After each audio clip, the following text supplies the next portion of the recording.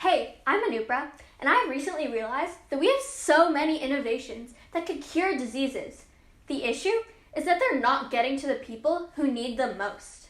For example, I was scrolling through the news last week until I saw that someone had been completely cured of HIV using a stem cell transplant.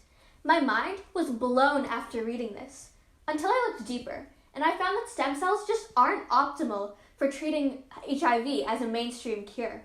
They can cost hundreds of thousands of dollars and have nasty side effects like bleeding, pain, and even rejection from the body.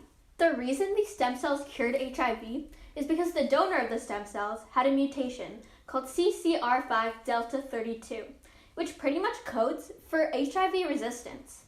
Scientists are trying to develop genetic engineering techniques to edit this mutation into HIV patients. But again, this can cost hundreds of thousands of dollars and isn't even safe for human use yet.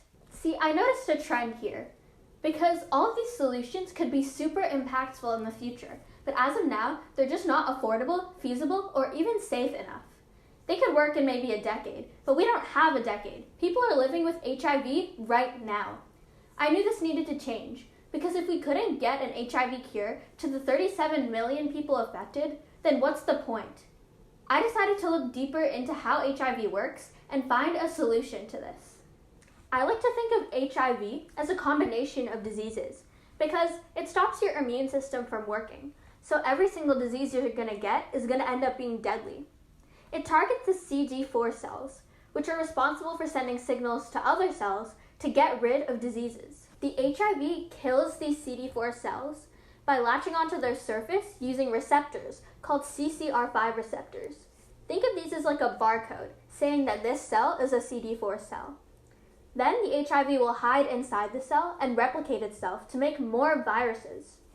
So I thought, if we can reduce the size of these CCR5 receptors, then the HIV won't have that barcode to latch onto the CD4 cell, and we can get rid of the HIV. This is pretty much what the CCR5 Delta 32 mutation does, and I decided to create a more feasible way to do this using epigenetics and nanotechnology. Epigenetics involves changing what the DNA expresses without actually changing the sequence itself, using external molecules. And nanotechnology involves using materials the size of atoms and molecules to perform different functions that larger materials can't do. Molecules called acyl groups can be added to the proteins that your DNA is wrapped around, called histones, and this controls how easy they are to be read and to be expressed. A deacetylase takes away these acyl groups, which means the DNA is wrapped tighter and it's harder to express. If we can reduce or inhibit the function of these deacetylases, specifically deacetylases 1, 2, and 3 in class 1, we can increase the expression of the gene HIV1, which not only correlates with reducing the size of those receptors, but it also reactivates dormant HIV that has been found inside cells so that it doesn't cause a problem later on.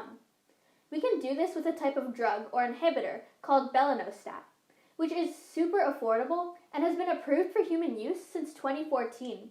This means we could be using this right now.